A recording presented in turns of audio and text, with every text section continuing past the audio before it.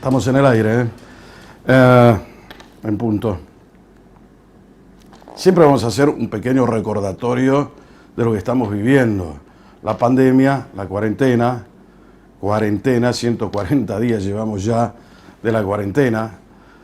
Te quiero contar que, por ejemplo, en Salta no estamos tan mal. Yo diría, en todo caso, que estamos bastante bien, teniendo en cuenta los números de otras partes. Por ejemplo, el día jueves no hubo, acá en Capital estoy hablando, no hubo casos, hubo 28 en la provincia, pero acá en Capital ninguno. Eso es un aliciente. Hay 336 camas, 336 camas de terapia intensiva entre el sector público y el sector privado. La gente, el 80% de los enfermos de COVID-19, 80%, son asintomáticos o oligosintomáticos, aquellos que no presentan una sintomatología, eso quiere decir. Del 20% que sí son sintomáticos, la mitad de esas personas necesita ir a terapia intensiva. Y de los que van a terapia intensiva, 5 necesitan respirador artificial, 5. Entonces, de los 100, vamos a hacer para que se entienda bien, 80 personas son asintomáticas. De las 20, la mitad de esas 20 necesita ir a terapia. De esa mitad que fueron a terapia, 5 necesitan un respirador. Y de la mitad de esos 5, algunos se mueren, otros zafan. Es la realidad. Te digo eso porque no es solamente contar cuánta gente se enfermó y cuánta gente tenemos acá enferma con COVID-19 y cuánta se recuperó. Hay que tener noción de esto que te estoy contando para poder hacer una relación entre los enfermos y contagiados y las posibilidades sanitarias que tiene hoy Salta para atender la demanda de los enfermos. Bueno, eso es un tema que hacemos siempre un minuto para que podamos entender cómo nos viene esta cuarentena ya de 140 días. ¿Cuál es la noticia de la semana? Y yo diría que la noticia de la semana es el arreglo económico que ha hecho el gobierno nacional con los bonistas, esos 3 grupos de bonistas internacionales con ley extranjera que amenazaron con defaultear a la Argentina. Y en definitiva iba a ser el 9º default de la Argentina en toda su existencia. Eso nos ponía realmente en un gran aprieto. Es importante lo que ha conseguido el gobierno nacional, no hay que minimizarlo. Yo diría que ha sido una negociación muy bien efectuada, bien llevada a cabo, ha sido, enderezada hacia la consecución de un objetivo, pero priorizando una cuestión nacional. Desde ese punto de vista me gusta verla, por lo menos a mí. Presidente Alberto Fernández y el ministro de Economía, Martín Guzmán, me parece que supieron más o menos manejarse a la altura de las circunstancias y cerrar un trato que es sumamente conveniente para los intereses nacionales. Pero eso no significa, bajo ningún punto de vista, que creamos que los únicos que se llevan los laureles son Martín Guzmán y el presidente de la Nación. Estaríamos en un error de ingenuidad inaceptable.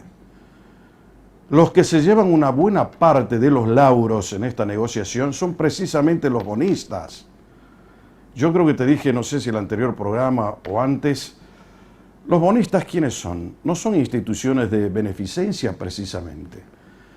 Viven del interés que ganan, apuestan su dinero, arriesgan su capital, compran bonos, te dan su dinero para ganar plata. Entonces aceptaron la propuesta argentina, que para nosotros significó un ahorro de 30.000 millones de dólares. Ahora salió un nuevo estudio donde dice que hay 40.000 millones de dólares de ahorro, pero en 97 años. O sea que ni vos ni yo vamos a estar acá presenciando cuando se termine de pagar eso. Vos fijate cómo se endeuda el país y por qué se endeuda el país. Ese es un tema. Me interesa mucho que entendamos que si llegamos a este acuerdo tuvieron mucho que ver la buena predisposición de los bonistas para llegar a un acuerdo con el gobierno nacional. Eso no quiere decir, vuelvo a reiterar, que el gobierno no haya efectuado una buena negociación. Lo ha hecho y en buenos términos, lo que significó un ahorro interesante para la Argentina. No quiere decir tampoco que el presidente de la Nación, Alberto Fernández, se sienta que es un gran estadista con esto, porque esto es simplemente descubrir la punta del iceberg o la punta del ovillo. En la Argentina hay múltiples problemas todavía por solucionar, muchos de ellos causados por el espacio político al cual pertenece el presidente de la Nación. Eso hay que decirlo claramente. He visto por allí varias opiniones, todas de felicitación al presidente, al ministro, al gobierno. Y es interesante que la gente por ahí se sume, es una palabra de aliento. Acá en Salta, ¿cómo fue? ¿Sabés que estábamos en definitiva festejando en la Argentina? Que no nos rematen la casa antes de ir al caso de Salta. Es eso lo que estamos festejando. Mirá lo paupérrimos que somos. Lo que estamos festejando con tweets, entre bombos y platillos y toda la parafernalia y el cotillón es que no nos rematen la casa. Porque la Argentina tradicionalmente se endeuda. Ahora, ¿por qué se endeuda? Porque el político, entre sus fantasías electorales, prefiere satisfacer a un electorado que pide todo, con un pueblo cómplice, no decir no puedo salirme, no puedo gastar más de lo que tengo. Entonces, ¿qué hace? Pide prestado para financiar precisamente el déficit que ha generado sus malas políticas o el populismo al cual te hacen creer que para todo hay un derecho, pero jamás hay una obligación. Esa es la circunstancia de la Argentina. Hace 80 años que la Argentina está en crisis. Pregúntale a tu papá, pregúntale a tu abuelo, pregúntale a tu bisabuelo, cómo llegaron, cómo vivieron. Mientras que hay países que hace 80, 90 años que no conocen lo que es una crisis, que es el caso de Australia. Por eso crecen, se desarrollan, son eficientes, porque no conocen lo que es la crisis. Esa historia de que las crisis es el mejor momento para desarrollar oportunidades es para algunos. Nosotros hemos visto cientos de crisis y jamás hemos tenido ninguna oportunidad que hayamos podido capitalizar. Esa es la verdad y, como decía el general Perón, la única verdad es la realidad. Eso es lo que nos ha pasado a nosotros. Acá, en Salta, también estábamos a punto de que nos rematen la casa. Hubo que pagar 16 millones de dólares el día viernes. ¿Por qué? Porque se vencían los intereses de la deuda. ¿Qué deuda? Aquella que contrajo el gobierno de Urtubey para hacer el famoso Fondo de Reparación Histórica para los departamentos de Orán, San Martín y Rivadavia. En aquel momento, el discurso de Urtubey fue: esos departamentos históricamente postergados en Salta merecen una compensación por parte de los salteños. Por eso hemos ideado este Fondo de Reparación Histórica para hacer las obras que jamás se hicieron, para paliar la pobreza que hay en esos departamentos, para crear fuentes de trabajo, para de alguna manera satisfacer la demanda insatisfecha que tienen esos tres departamentos. Visto de esa forma, vos decías en aquel momento, che, es muy humano lo que dice Urtubey. Está fantástico.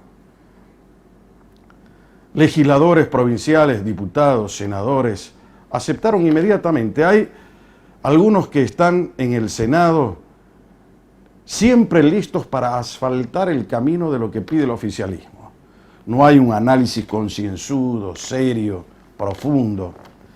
En aquel momento la tasa era del 9,5% en dólares. ¿Te acuerdas que la semana pasada estuvo acá el presidente del Consejo Económico y Social y pidió no opinar como presidente del Consejo Económico, sino como un ciudadano común, como un doctor en economía, como jefe o decano de la carrera de economía? Y dijo: siempre me opuse a ese crédito por la altísima tasa en dólares, porque sabemos que era muy difícil para Salta soportar el peso de pagar una deuda monstruosa como esa, que además tuvo que especificarse por la exigencia del gobierno nacional y las cláusulas que en aquella época tenía el Banco Central de la República Argentina, lo que hizo que el crédito disminuyese por lo menos en un 30%. Para más allá de si se hicieron o no se hicieron, yo tengo entendido que por lo menos casi el 87% de las obras se concretaron. El tema pasa ahora, en definitiva, por lo que hay que pagar. Por ahí vi opiniones de mucha gente de la política, otros que no lo son, que dicen, bueno, qué bueno que el gobernador Gustavo Sáenz haya decidido pagar, así Salta no entra en default, en forma silenciosa, él se hace cargo de las deudas. O sea, victimizándolo a Sáenz. Acá la única víctima son los salteños, muchachos, y los argentinos a nivel nacional. Ni Alberto ni Sáenz sacan la plata de la billetera de ellos para pagar medio centavo de la deuda. Los hipotecados somos nosotros, los ciudadanos que vamos y contribuimos. Entonces eso hay que tener en claro, basta de seguir agradeciendo a los políticos. Los políticos se hicieron elegir, primero porque te vinieron con un discurso que sabían qué es lo que hay que hacer. Entonces a esta altura del partido ya no me vengan más con la historia de lo que fue la herencia, como está permanentemente ratificando el presidente de la Nación. Tal vez en eso ha sido sumamente cauto el gobernador actual, que no hizo ninguna referencia ni alusión a la herencia recibida.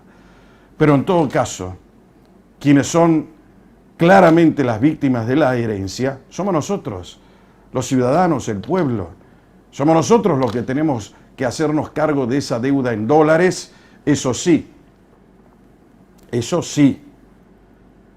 el préstamo lo hizo el gobierno de la provincia de Salta, pero quienes vamos a pagar la deuda es el pueblo.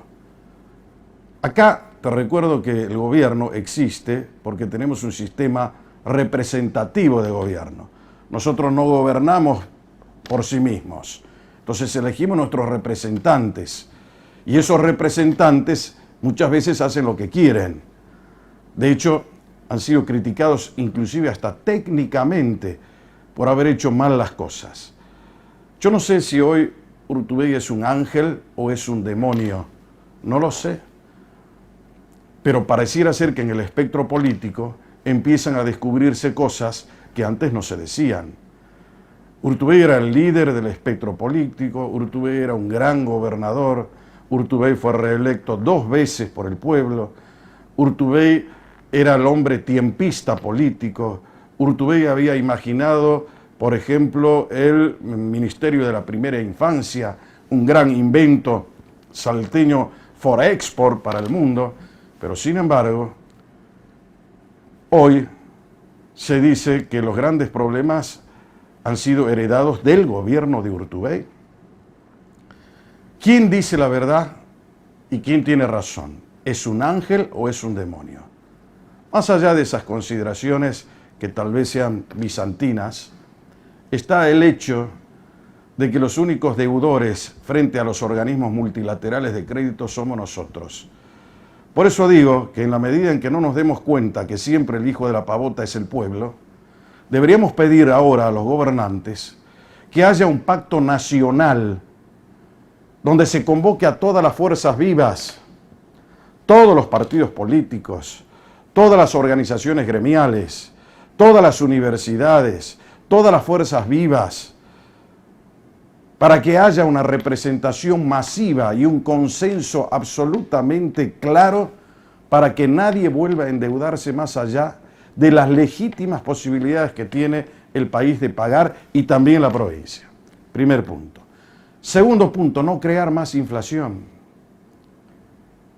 Los brasileños, acá, nuestros socios del Mercosur, ¿sabes en qué están preocupados hoy? En que tienen el 2.31% de inflación anual. Es la inflación que tiene la Argentina en un mes. Es la inflación de julio. Entonces, ahí está la diferencia entre gobernar con seriedad y responsabilidad y gobernar con populismo y además con ineficiencia. Tenemos que repensar hacia dónde queremos ir, porque si no lo hacemos, vamos a estar siempre en la crisis y los hijos de tus hijos van a vivir en crisis. Y después todo el mundo aparece con el pasaporte, me quiero ir a Uruguay, me quiero ir a Estados Unidos, me quiero ir a Francia, donde sea. Porque la Argentina a veces nos queda chicas cuando demandamos lo que la Argentina no puede dar. Entonces es importante que a partir de ahora empecemos a pensar cuál es el destino en realidad que nosotros queremos. Ese pacto social debería comenzar a gestarse ahora.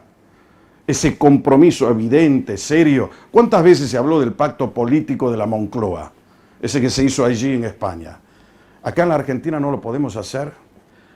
No que sea solamente político, sino un compromiso político hacia la ciudadanía. Un compromiso cívico y político hacia la buena gestión, hacia la buena administración. Estamos hartos ya de que vengan, se feliciten entre ellos. Gracias, Señor. ¿Gracias de qué? Todo lo que gestionan es con plata de nosotros. A ver si entendemos alguna vez. Y todavía a veces me da un poco de vergüenza ajena cuando veo gente joven que todavía viene agarrando esas muletillas de la vieja política. Gracias, Señor. Está bien que en la política existe ese verticalismo, ¿no? De quedar bien, de buscar siempre que el otro vea cómo uno le agradece. Pero me parece que en definitiva, al único que hay que agradecer, porque la única víctima es el pueblo. Por eso, muchachos, para orientarse un poco, brújula, en un instante limitado.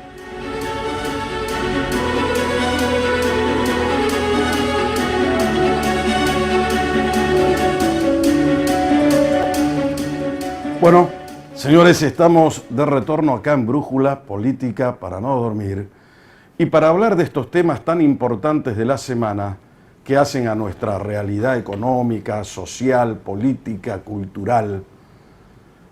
Tenemos la visita de un hombre que se ha manejado impecablemente durante todo este tiempo, pertenece al gobierno del doctor Alberto Fernández, y se llama Emiliano Estrada, un hombre que todo el mundo lo conoce, fue ministro de Economía de Salta y el artífice de haber recuperado un poco el equilibrio fiscal en esta provincia en la época de Urtubey.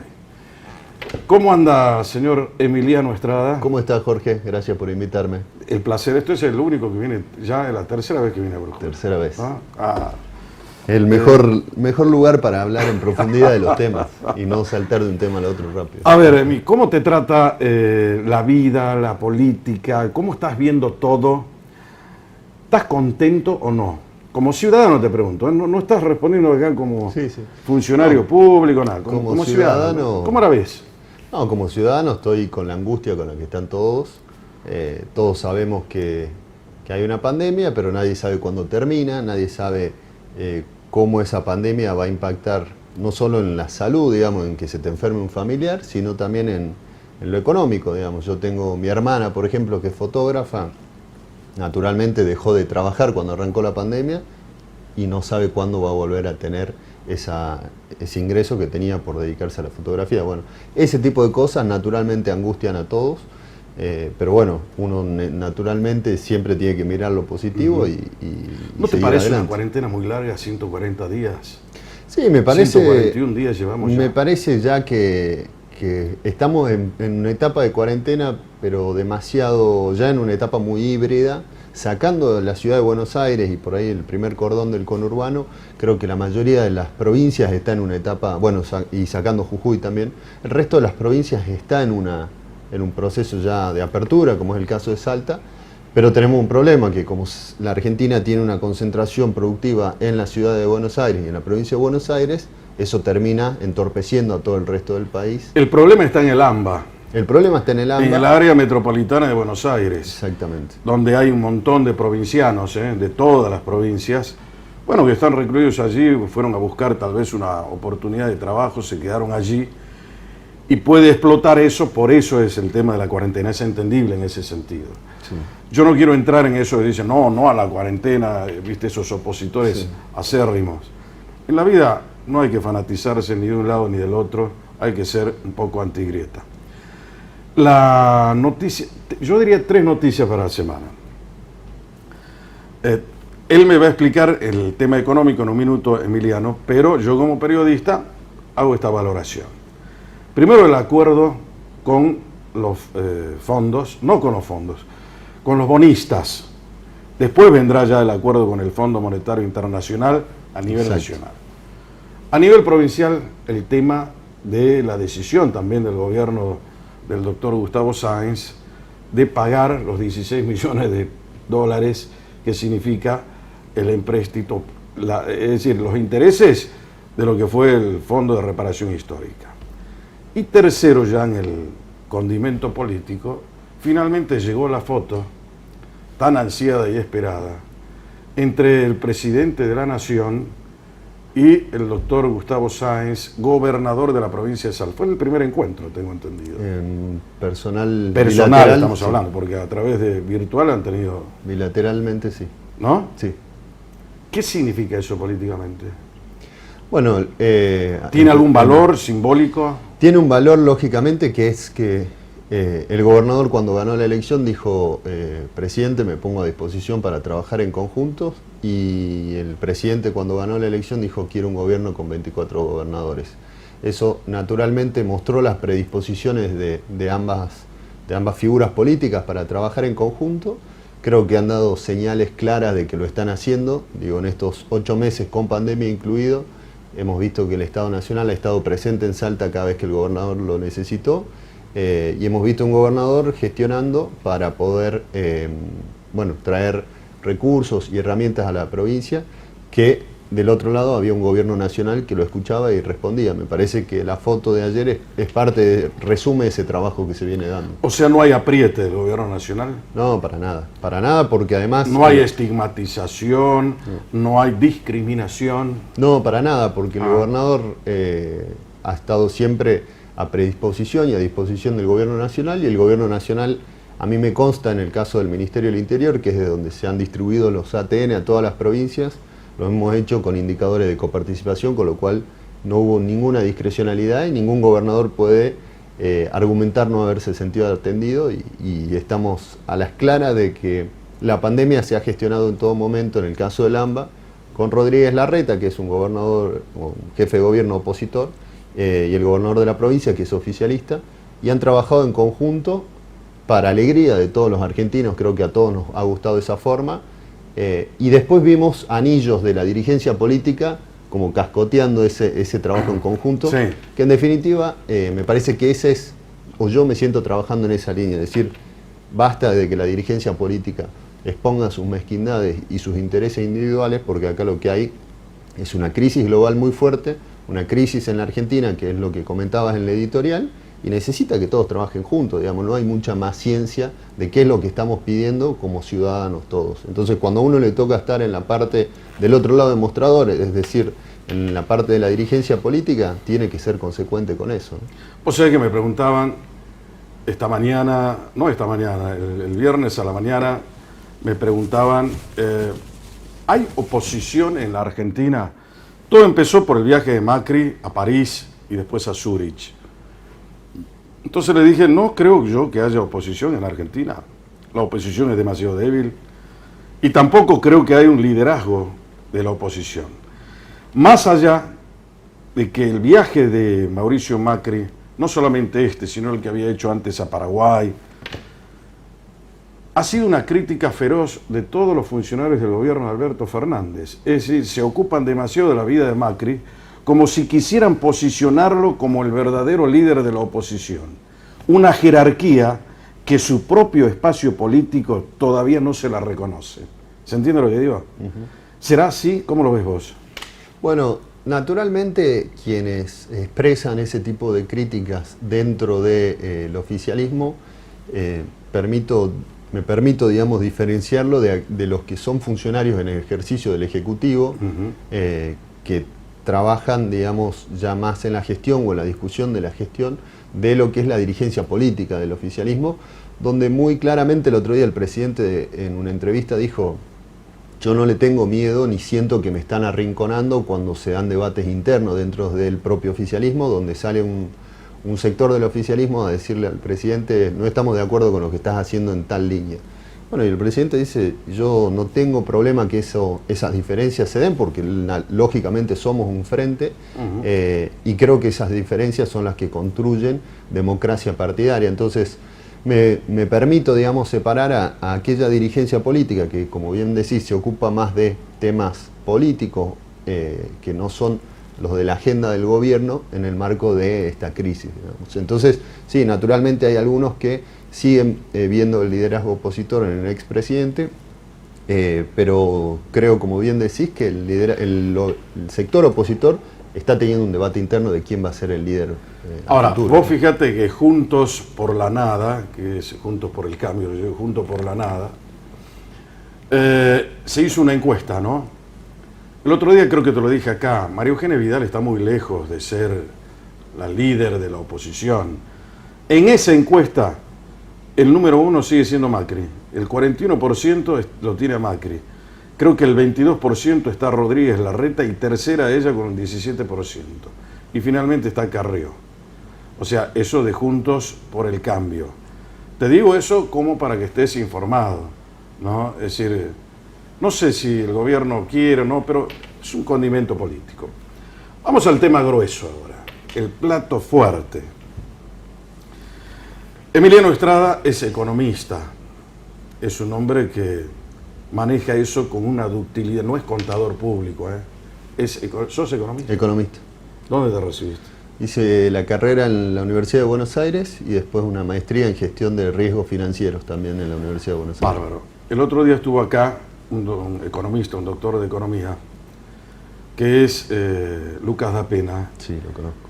Y me dijo, hay un tema ahí, que hay una equivocación técnica en cómo manejaron cuando Salta se fue a prestar el dinero de afuera.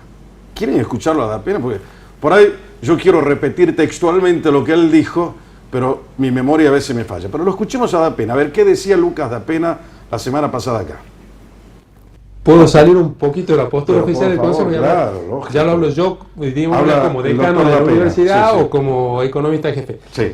Acá hay primero un punto. Yo fui muy crítico siempre del endeudamiento en dólares, y cualquiera puede buscar en internet que he sido siempre muy crítico, porque la gente que endeudó a la provincia no estaba preparada técnicamente para endeudarla.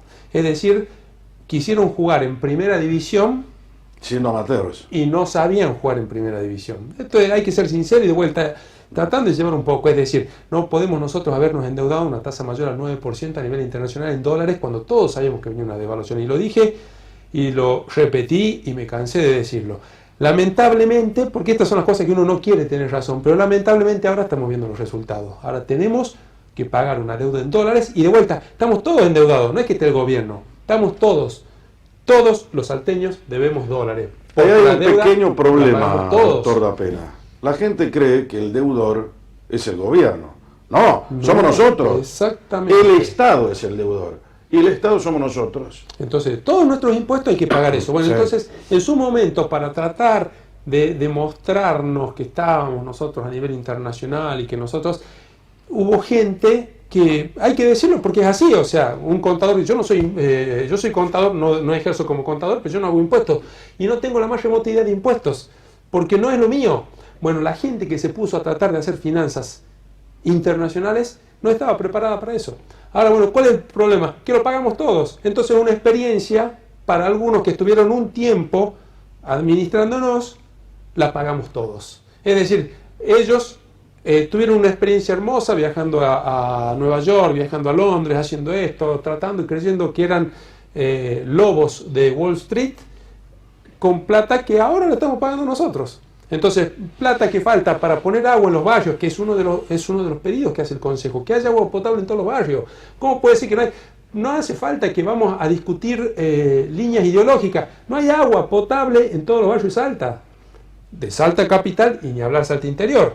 Entonces, esa plata la estamos pagando en intereses. 480 millones de dólares se debían el año pasado. Lo multipliquemos por 100. ¿Cuántos son? 48.000 millones de pesos. Entonces, ¿y para qué?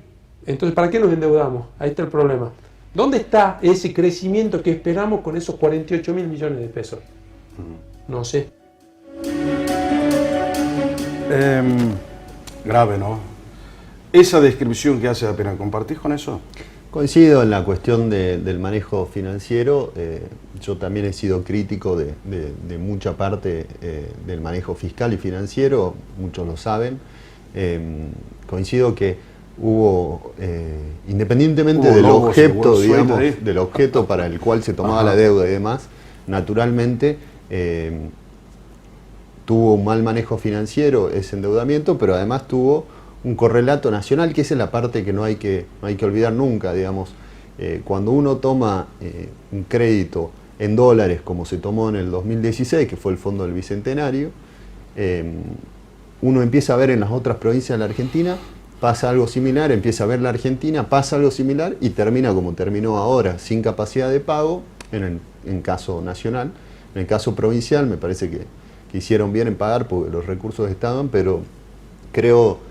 comparto que hay visiones en lo que el Estado, tanto provincial como nacional, se la pasa haciendo pasantías, pero pasantías de ministros. Entonces, eso es un problema porque tenemos pasantes que tratan de aprender en la gestión pública, pero eso tiene un lucro cesante enorme en el mejor de los casos, y en el peor de los casos tiene un perjuicio económico para la provincia, con lo cual me parece que esas son las discusiones a las que me parece que debería tener la dirigencia política, decir, bueno, ¿cómo hacemos para tener equipos? Porque si no, naturalmente siempre pasa, y no me sitúo solamente en Salta, me sitúo a nivel nacional y a nivel de otras provincias, de que tenemos gente que no está preparada en distintos puntos y bueno, termina teniendo resultados. Claro, el problema acá, es decir, no le vamos a echar la culpa a la profesión, le vamos a echar la culpa, es decir, por ahí un gobernador no tiene la obligación de saber todo. Totalmente. Entonces, ¿qué hace el gobernador? Contrata a sus ministros, que son sus verdaderos asesores,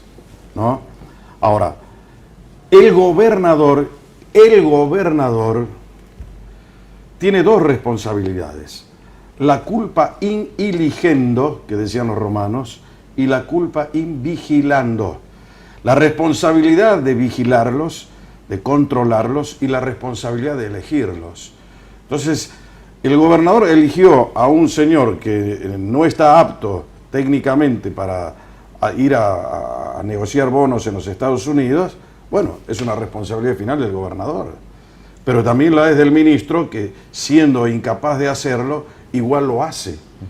Entonces, el resultado de ser amateur está acá. Ahora, no sé qué estará haciendo la provincia de Salta, porque tenemos otro contador de ministros, ¿no? Eso no quiere decir que estigmaticemos a los contadores, les pido por favor que no se entienda eso. No estamos en contra de la profesión del contador para nada, simplemente de la capacidad y de la idoneidad que se tiene que tener para el desempeño del cargo, que no la exijo yo, tampoco Emiliano Estrada, y menos da pena, lo exige la Constitución Nacional. ¿Cómo estamos?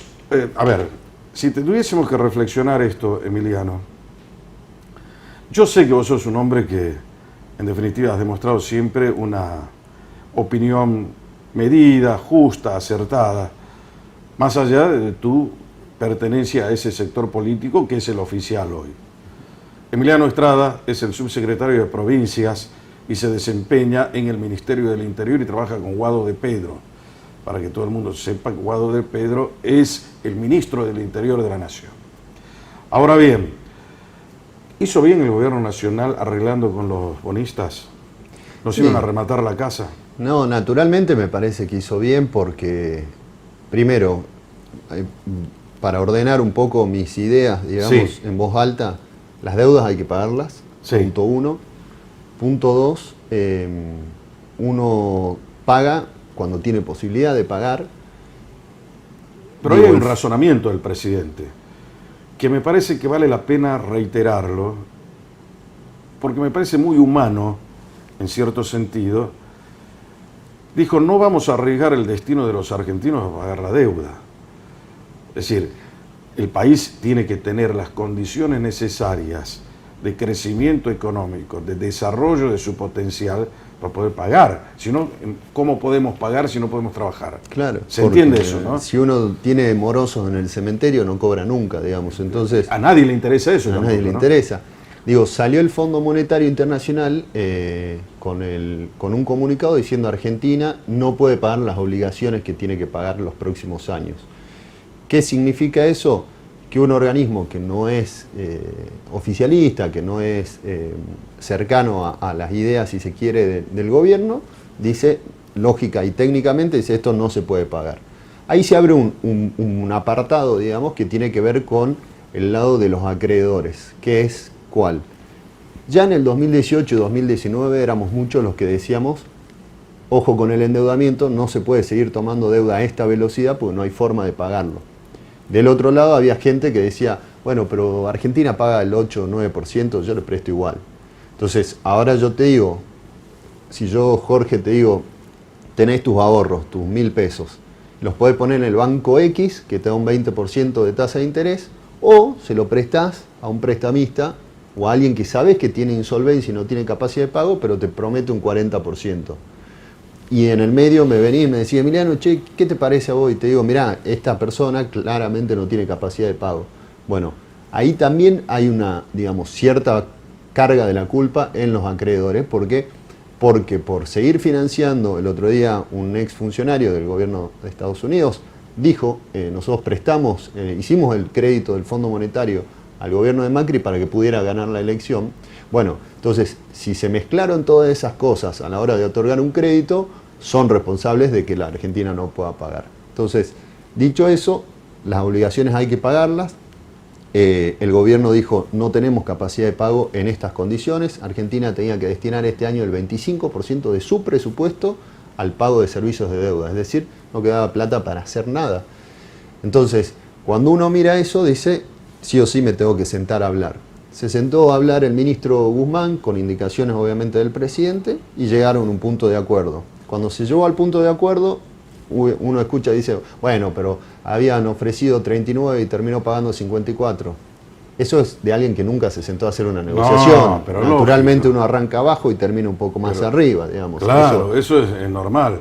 La discusión era por $3.50. Exactamente. Y eso acercó las partes y se cerró. Ahora, ¿qué es lo bueno de esta negociación? ¿Cuánto ahorramos en realidad? Se ahorraron más de 42.000 millones de dólares. Pero en 97 años. ¿Por qué se dicen 97 años? Porque como hay un bono que emitió la gestión de Macri porque quería agradarle a los mercados, sí. además, a los 100 años, si no nunca hubiésemos tenido un bono tan largo. Serían todos bonos a 30 años. Es decir, lo que se hizo fueron dos cosas. Se despejó el horizonte de los próximos 4 años. Argentina logró quitar de los próximos 4 años 33.000 millones de dólares que había que pagar en vencimiento. Y se corrieron para más adelante. Para la gente que por ahí se puede llegar a marear con todos los números, la lógica financiera indica que si yo tengo hoy 100 dólares, naturalmente no es lo mismo que los tenga hoy a que Jorge me los dé el año que viene, porque yo este año no pude hacer nada con esos 100 dólares. Eso tiene valor, ese tiempo de la plata. Bueno, se hacen tecnicismos que hacen que eso se llame valor presente, es decir, descontar esa tasa, esa pérdida de no tener el dinero. En todo ese proceso de la pérdida de los acreedores de no tener el dinero, es que se recuperan 42.000 millones de dólares a hoy. Pero en el cortísimo plazo, estos 4 años, se despejaron de los vencimientos 33.000 millones. ¿Para qué se despejaron?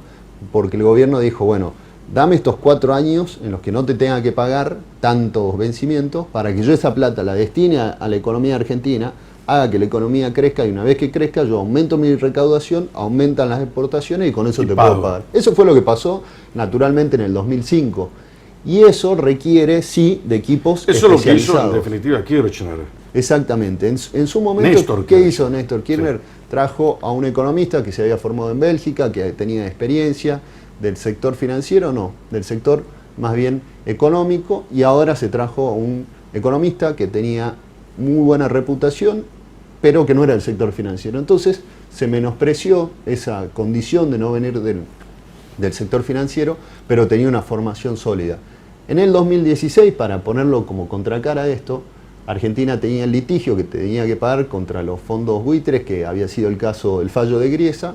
Bueno, asumió el gobierno, Alfonso Prat era el ministro en ese momento, en 20 días pagó cash todo lo que se le pedía y un 100%. Entonces, ese pago también, como vos decías al principio, salió de plata nuestra. Entonces, ir a negociar cuando vos le pagás todo, y es fácil cerrar una discusión así. Además, la crítica que ha hecho Prat es absolutamente inconducente. Como decimos una cosa, también hay que decir la otra. Hay que tener hidalguía y objetividad para verlo. Prat dice, no, hicieron mal la negociación, que debía haber sido... A él le tocó ser, y se llevó prácticamente un aplazo cuando le tocó estar a cargo del ministerio. Así que no empecemos a hablar. Eso es lo que pasó a nivel nacional con el tema de la deuda. Y ahora tenemos otra deuda que es con el Fondo Monetario Internacional. Se decía que el gobierno de Alberto Fernández tenía un as bajo la manga, porque si no arreglaba con los bonistas, iba a arreglar con el fondo. Pero no era tan así, porque el fondo, en definitiva, decía, primero, para arreglar conmigo, tiene que arreglar con los bonistas. Yo no puedo arreglar con un país que esté defaulteado, que le haya hecho pito catalán a los bonistas. Entonces ahora empieza realmente a tomar forma una muy buena negociación con el fondo, donde creo que va a haber una quita de, inclusive, no solamente de intereses, sino podría haber de capital. Por eso te digo que estamos en un momento sumamente interesante del tema económico. Si siguen manteniendo esa cintura que vi ahora, puede haber una excelente negociación que la capitalice el gobierno nacional en beneficio de todos nosotros, ¿no? Sí, sin dudas. Yo veo igual, me parece que Argentina tiene que cerrar esta etapa, porque si no, no se puede seguir mirando hacia adelante.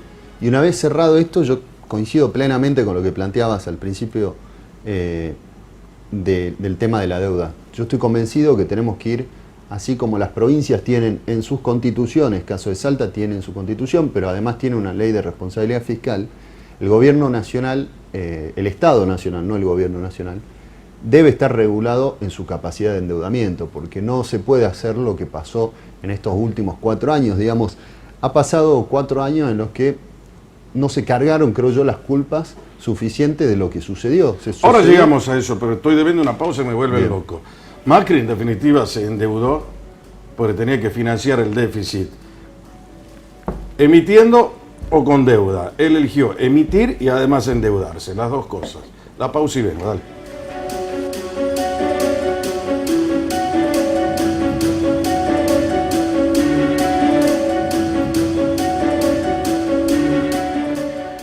Muy bien, señores, el tiempo es tirano. Está conmigo en la noche Emiliano Estrada, que es economista, ex ministro de Economía de la provincia y hoy secretario de provincias a nivel nacional. Emiliano, ¿cómo es el tema de Salta entonces? ¿Está bien lo que hicimos acá, pagar? Sí. ¿Esos fondos, me dijiste, que estaban acá ya disponibles, no? Sí, para mí está bien que el gobernador haya decidido el pago. Los fondos estaban. Claramente, si pudo pagar es porque lo tenía los recursos. Me parece que hubiese sido una muy mala señal para la Argentina que viene, para las necesidades que va a tener la provincia de Salta también. ¿Por qué? Porque Salta es una de las provincias que tiene una reputación, un intangible que no tienen muchas otras, que es que nunca tuvo un default, que siempre cumplió con sus obligaciones, y que si la discusión de si está bien o no tomar un crédito tiene que ser una discusión interna, pero hacia afuera Salta cumple sus obligaciones en el mercado financiero. ¿En qué estatus económico está Salta considerada a nivel internacional? Hubo un momento que Salta tenía el famoso investment grade, ¿se acuerdan? Sí. El grado de inversión se llama en español, que le permitía a Salta endeudarse, pero a una tasa mucho menor de la que se pagaba en el mercado internacional. ¿Lo tenemos todavía? No, Salta lo perdimos. Lógicamente lo perdió por el contexto nacional, pero bueno, hasta la última calificación, si no me equivoco, que fue a mediados del año pasado, habíamos calificado con calificación A-, si no me falla la memoria. Seguramente en estos tiempos volverá las calificadoras a calificar Salta, pero en el mundo financiero local, Salta es conocida como una provincia que cumple con sus obligaciones y eso es un activo que vale mucho. El destino económico de Salta está ligado obviamente a lo que haga el gobernador Sáenz. Esa foto con el presidente de la Nación, ¿cómo lo ven ustedes desde su sector político? Yo la veo te diría que con mucha alegría y agrado el hecho de que los salteños podamos tener un gobernador que trabaje en conjunto con el presidente, me parece. ¿Es solo institucional o significa un paso más hacia el fin de la grieta y que Gustavo Sáenz se termine oficializando? Bueno, esa es una pregunta natural para el él. gobernador, yo no lo podría responder, pero sí me parece que rescato esto nuevamente, que Salta tenga gobernador que trabaje en línea con el presidente, no es menor porque las expresiones por ahí personalistas han postergado ciertas obras o cierto desarrollo que podría haber tenido Salta si se hubiese trabajado más en conjunto, ¿no? Bueno, Salta hoy tiene un camino por andar. Estamos todavía en el medio de la pandemia, en esta famosa cuarentena administrada. Pero, por ejemplo, se anunció el tema de Procrear, que ustedes lo vieron recién en la publicidad. ¿Quién lo hizo, la intendenta, el Procrear? No, el Procrear es una medida netamente del gobierno nacional que obviamente la trabaja con gobiernos locales para tuvo llevar la adelante. intendenta ahí. Tuvo la intendenta en la videoconferencia que se hizo esta semana, sí. ¿Y por qué? Porque se eligieron algunas ciudades del interior del país que tuvieran desarrollos Procrear para poder hacer el anuncio y bueno, entre esas estaba Salta. Es cierto que pueden llegar a pagar la... ¿Sabes cuántas personas, eso se lo cuento a la gente, cobran la IFE acá en Salta? 362.930 personas, la IFE, el ingreso familiar de emergencia. Algunos dicen, che, qué maravilla. No, me duele el corazón que le estemos cobrando tan semejante cantidad de personas. El 60% de la población económicamente activa de Salta. Es una barbaridad, ¿no? Sí, naturalmente no es un buen indicador. O sea, es bueno que se pague. Lo que no es bueno es que haya tanta gente y tanta necesidad. Que 9 millones de argentinos necesiten cobrar eso porque demuestra la situación de vulnerabilidad en la que se encuentra socioeconómicamente la Argentina. Coincido. ¿Y cómo está Salta? Porque estuvo acá, por ejemplo, el contador Outes, que es un hombre importante del gobierno, y él dijo, Jorge, Salta viene muy mal gestionada. Es una provincia muy mal gestionada. Los tucumanos gestionan mejor, los cordobeses gestionan mejor. Mirá que él haga esa crítica, ¿no? De cada 100 pesos que recibe Salta, 75, 76 o 78 pesos van a pagar sueldos. Solamente 4 pesos es, en definitiva, 9 pesos de los 100 es para pagar la deuda y 4 pesos es para hacer crecer la economía de Salta. ¿Con eso podemos crecer nosotros? Bueno, lo dijiste al principio de tu editorial, estoy convencido de que hay que cambiar esas cosas, pero esas cosas se cambian con decisión política. Lamentablemente, generalmente, muchos políticos prefieren el cortoplacismo por sobre el largoplacismo, digamos. Es cierto que Salta tiene casi un 70%, a mí me tocó asumir con casi un 83%, 82, 83% de gasto en personal sobre los recursos corrientes. Bueno, llegamos a alrededor del 70% en un año de trabajo, de diálogo, pero bueno, naturalmente hay que abordarlo los problemas, ¿no? Pero ahora se volvió a prestar los 2.100 millones de pesos Salta, pero con una tasa mucho más baja de la nación. Estamos hablando del 0,10, ¿no? En la tasa. Exactamente. ¿Y 3 años de gracia tiene?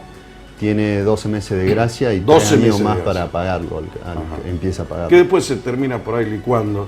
Eso no viene después se refinancian y demás, pero coincido que Salta tiene problemas de gestión, tienen problemas estructurales, pero también tiene problemas de gestión. El problema es que cómo hacemos para que la dirigencia política se ponga a discutir esos problemas de verdad y de verdad diga, acá están los mejores para resolver estos problemas. Eso hoy no pasa en la política, general, no solo en Salta. Por eso te digo que la política y la patria se construye con los mejores hombres y mujeres, ya lo he dicho varias veces. El Partido Justicialista, ¿cómo lo ves? Lo veo bien, bueno, justamente ahora el diálogo, el Congreso el 22 de agosto venimos conversando con Pablo Outes, me parece que tiene una mirada muy inteligente y muy interesante de lo que tiene que ser el Partido Justicialista. Me parece que si el Partido Justicialista sigue siendo lo que fue hasta ahora, no va a ningún lado y va a seguir expulsando gente y teniendo la indiferencia de la gente. tenemos el desafío de cambiar las cosas y de hacer algo mejor, y si no, naturalmente volveremos a foja cero. ¿Habrá alguna directiva nacional para el partido acá en Salta? Sí, bueno, recordemos que el año pasado el Partido Justicialista fue el único distrito junto con Córdoba que no participó del Frente Nacional. Entonces, este año la idea es que podamos hacer un espacio amplio y que integre el Frente Nacional el año que viene. Como siempre, Emiliano, para mí es un placer charlar con vos. Para mí también. Persona Muchas gracias. formada, seria. Se terminó el programa. Todo en la vida, todo llega y todo pasa. Bueno, se pasó brújula. No te olvides que para jamás perder el rumbo, brújula. Hasta la próxima semana.